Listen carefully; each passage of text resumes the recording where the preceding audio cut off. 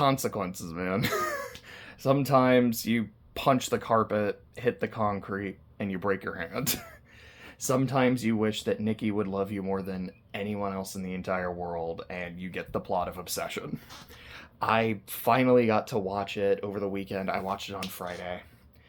And what's just kind of funny to me is my almost immediate thoughts after finishing Obsession were, I need to take a shower. Like, I just feel dirty and gross after watching it. It's a pretty gross movie. It's not super gory. I can think of 2 scenes with blood, and one of them is not that bad, and then the other's like, okay, well, no, sorry, there's 3 scenes, because I'm remembering the ending. But there's one big gory scene, and I've seen worse. But the movie's gross. Like, I'm just, let me go and say, we're gonna have these full spoilers. 5, 4, 3, 2, 1. I have to count down with this hand, not this hand. 5, 4, 3, 2. Like the scene where Nikki is just standing in one spot, and then later you see, like, there's puke on her, there's pee below her, there's poop below her. Like, it's disgusting. There's the scene where she cooks and feeds Bear his dead cat. Oh, like, I was talking to Clay about the movie the other day, and I, like, described that scene to him. And as like, oh yeah, it says my little food critic on it. And then when he opens it up, or actually a friend opens it up, says, "What's the verdict? Cat." And like, Clay basically had Bear's reaction of the slow realization. Oh, like he actually almost threw up. I'm like, yeah, that's what Bear did, except he actually threw up. Like, ugh. And it's just like the vibe and Bear. Oh. Because here's the thing. I'm going to be honest. I'm going to defend Bear a bit. A bit. There's only so much I could do with good conscience. Like, even thinking about it, I'm like, I feel dirty. Like, I just took a bath. Like, look, I just got clean. Let me talk about Obsession. And I'm like, no, I can already feel the grind coming back. I liked the movie, by the way. Let me say that. So, I understand the idea of that wish. Of, I want someone to love me. I think, like, the day after I watched the film, you know, I was driving and I heard a Nickelback song on the radio. It was Gotta Be Somebody. Where the chorus, you know, nobody wants to be the last one there. Everyone wants to feel like someone cares. Someone to love with my life in their hands. There's gotta be someone for me like that. Nobody wants to go it on their own. Everyone wants to know they're not alone. There's somebody else that feels the same somewhere. There's gotta be somebody for me out there. And I see it, you know, being as generous to Bear as possible from that perspective of, I want someone to love, and I want someone to love me. This is the current, it's like, man, I don't want to say object of my affection, but in this case I do, and this is where it's not going to be so generous. It's like, this is the current object of my affection, and I would like things to work out with this person, and I wish that they would. And from that perspective, like, is it still a selfish wish? Sure. But I can understand it. But oh, it's like, I've done some reading into the film and just like comments that have been made by the director, like Nikki's actress. I apologize, I don't know people's names off the top of my head. Where essentially what he said is, the one wish Willow is not a monkey's paw. It is not something that is going to intentionally interpret your wish in the worst way possible. It's like, yeah, you got what you asked for, but I had some fun with it. It's not something that does that. The way I think it was described was like, Bear made the exact worst wish worded in the worst possible way.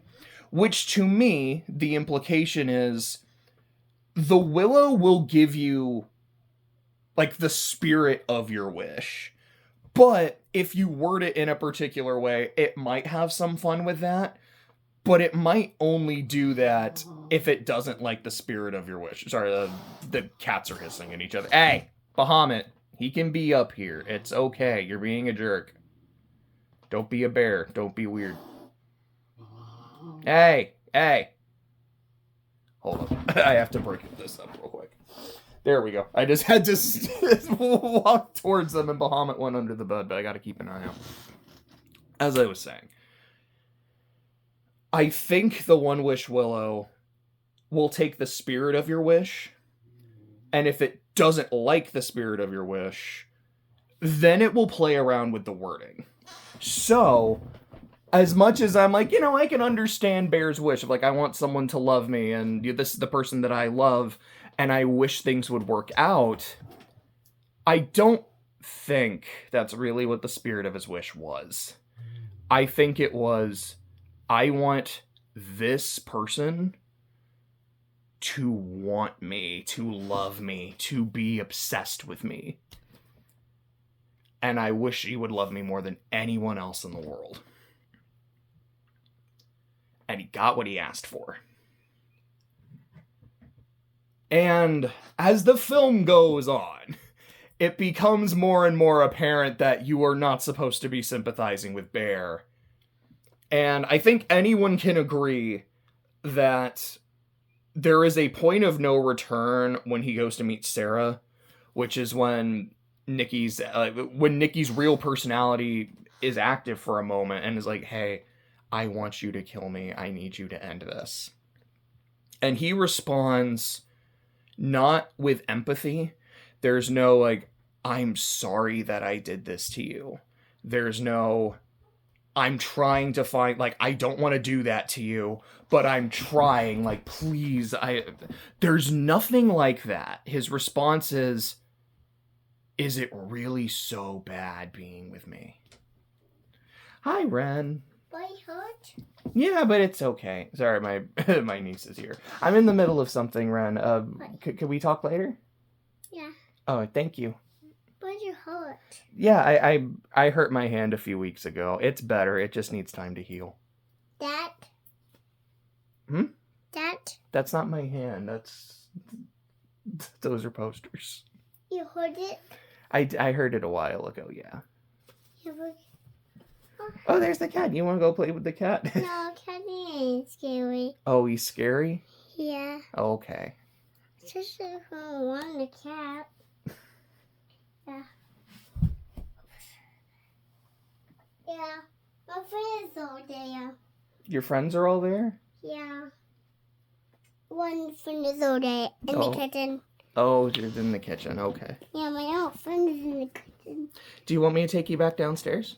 No. No? I just a little... Okay, sorry. I had to pause it. I didn't want to have my niece on video. It just didn't... That felt weird. But... don't want to put someone else's kid in a video, especially talking about something like obsession. I'm like, I don't really want to talk about obsession when there's a toddler around. But, trying to get back into it. Where was I? Oh, yeah, it's that, that scene before he goes to see Sarah. That is for sure... let me rephrase that. That is the latest point of no return. Because he shows no empathy for Nikki. It is entirely selfish. What I wonder is, for other people, what was their point of no return watching Bear? Because while I think that's the latest scene, I know a lot of people will say the scene at the diner or at the restaurant. And I don't entirely disagree, but I don't entirely agree with it either. Because, how do I want to say this? I can understand, he's like, okay, I just got some information. It's concerning. And he brings it up, and she starts a scene. And I can see him going like, okay, you know what, fine. Let's not talk about it right now. But we need to address it later, like when we get home. The fact that he does not do that, I don't think is a good thing. And he does seem... It is just like, I'm going to bring it up, and then when she... it's like, no, we were having a good time. It's like, okay, you know what, you're right. We're having a good time. I'm just going to forget about it. That I don't like. To me, the point of no return is when he gets home from work and he sees her standing there and, sees all the grossness. And his response after the initial, shock is to essentially say, so Ian invited me to a party tonight, and I know I left you to go to work, and this is what happened. And I'm going to leave you again, and I will see you later. To me, that is the point of no return. Because I don't think he had the call at this point. And maybe he did. So, if the call with One Wish Willow happened beforehand, my mistake, that would be the earliest point of no return for me. But I want to say the call was after the party. Oh gosh, the whole Hansel and Gretel monologue at the party, speaking of gross, it was... Oh, I hated it. But to me, that just showed, I have no real concern for you. I'm only concerned with how other people are going to react. And you see that at the diner and the restaurant as well. But like I said, I could see we'll address this later because I need to talk to you about this. He just doesn't. My personal headcanon. Like I said, my personal headcanon with the One Wish Willow is that it'll react to the spirit of your wish, but if it doesn't like the spirit, then it'll play around with your wording. My other headcanon is when the dude asks him over the phone, and I think that was the director, and even watching it, I was like, this feels like the kind of place a director would cameo, and then I found out later, yeah, it was, is that if he had said, yes, I want to cancel my wish, I think it would have happened. If he had said, I want to cancel my wish, I don't like what this has done to my friend, I'm worried about her, I'm concerned about her, I just want my friend back, I want her to be okay. I don't care that I won't get another, it doesn't refund your wish, you use it, you're not gonna get a second one, I don't care. Even if she remembers all of this, and she hates me, I don't care. Because this is not the person I fell in love with. And I want the person I fell in love with to be okay. Even if she doesn't pick me, even if she would never pick me after this. I want her to be okay. But he doesn't do that. It's do you want to cancel your wish? No, I want to alter my wish. It's no, I like that she likes me. I don't mind that she's obsessed with me. I just kind of want to tone down a bit. I don't want her causing a scene. I don't want her to cook my cat. Just, can we, take the idea and just tweak it a bit? And then afterwards, yeah, we can't do it. Okay, fine. I'll cancel the wish. Well, we can't do that either. I just wanted to see how you'd react to it. Even that line kind of tells me a lot. It sounds like, no, you don't really want to cancel your wish. You're kind of an awful person. Sorry, Nikki, but under my discretion as a One Wish Willow employee, I can determine you're stuck with this dude. Gosh, even the fact that at the end of the movie he tries to throw the bills. But I did want to talk about the themes of the movie that stuck out to me, while I was watching it and kind of thinking about it a few days. And yes, be careful what you wish for, blah, blah, blah. That one kind of speaks for itself. The two that really stuck out to me are, number one, it's something Ian says, and you can argue how genuine he was due to his own feelings and off and on relationship with Nikki, but boundaries. I think this is a movie about boundaries. And that for a healthy relationship, they need to exist. Both parties need to have, the courage and the emotional safety to be able to voice their needs. And the other party needs to respect them enough to respect those boundaries, to adhere to those boundaries. Because the failure to do that is what results in this. Well, okay, not necessarily, it's the wish that resulted in this, but in a real life scenario, Bear's problem at the start of the movie is he doesn't have that courage to say, this is where I'm at and this is what I would like. And That's not to say that, you know, if Nikki rejects him, she's not respecting him. That's not the case at all. But Bear afterwards, if she did reject him, because from what I've heard, it sounds like if he had asked her out, she would have said yes, and this whole thing would have been avoided. Is if she said no, he has to respect that boundary. To either say, okay, we're friends, we're just friends, and I am okay with that. Or if he's like, you know, I don't think I can be okay with that, I think I have to end things. It's unfortunate, but it happens.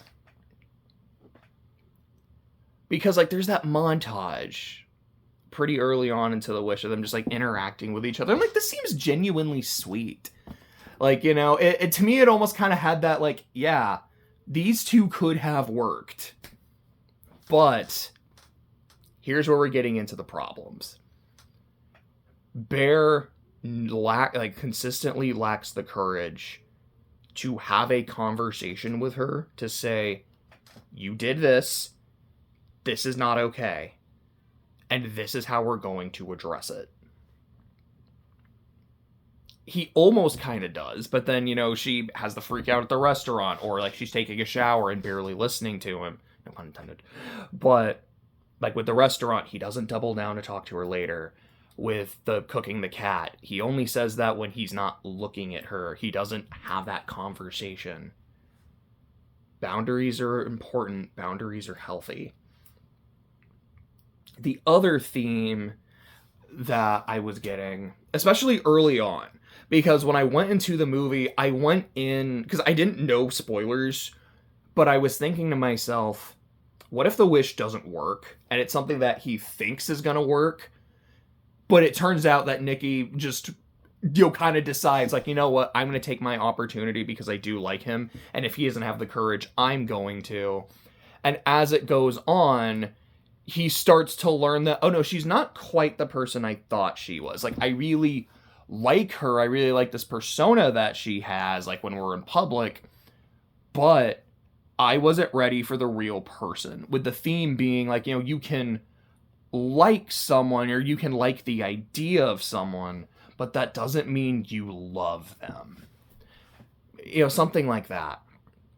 Which wasn't quite the case, because, like, no, the wish is real.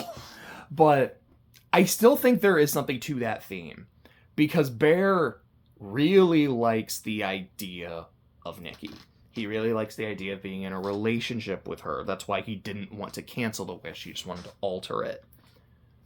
But he didn't truly love her, because if he did, he would have tried to get her help. He would have tried to look into this more. His first response would have been, let me cancel my wish. His response wouldn't have been, well, this is kind of gross, I'm going to go to the party. It would have been, I'm going to stay with you to make sure you're okay. Or I'm going to call someone to get you help, because I am worried about you. I'm concerned about you. Like, when he hears her screaming on the phone, it wouldn't just been like, I'm going to hang up and pretend this never happened. He would have tried to talk to her, or tried to get more information from the employee to see what he can do. He wouldn't have just said, is it really so bad being with me? He would have really listened. And even if he couldn't go through with it, he would have at least empathized. He would have at least talked to her. Obsession is one of those movies where I wasn't quite sure what I thought of it when I was watching it. And a lot of it was just like, oh, it's so gross. Like, I don't intend to watch it again. I will be perfectly honest. But it's like, the more I think about it, the more I do like it. Because I think it tells its story really well. I'll also say this morning, I watched a short, not like a short, it was like a short film. And it was something like being an employee in the One Wish Willow Company. And there was some really funny bits. Like, there was an actual monkey's paw, which is like, yeah, you know, like, we wished our son would come back after being killed in a horrible accident. And the employee's just, bruh. Like, that was gold. There was like, oh yeah, there was a guy who wished to get on Survivor. We're gonna get a complaint later. Why? He didn't wish to win. And at the end of the video, they get a call in from that contestant, who was a real contestant. This was Jawan from season 49. He's like, yeah, it's you guy Jawan. Like, you know, I didn't wish to win. That's on me, but I went on, had a great time. Thank you, Would Wish Will. Like, I loved that, because, like, I really like Jawan on 49. It's like, no, he seems like the kind of guy who would be like, that's my bad for not taking it a step further with the wish, but I'm glad I got what I asked for. You guys rule. And then, of course, like, wait, how many watermelons did you wish for? 42. And how many did you get? 37. Oh, something actually went wrong. Our bad. Let's fix this. Like this omnipotent wish granting device. Oh, I got the fate wall behind me. The omnipotent wish granting device. No, 38 watermelons is too much for me. But yeah, that's overall great film, gross film. Glad I saw it. No rush to watch it again.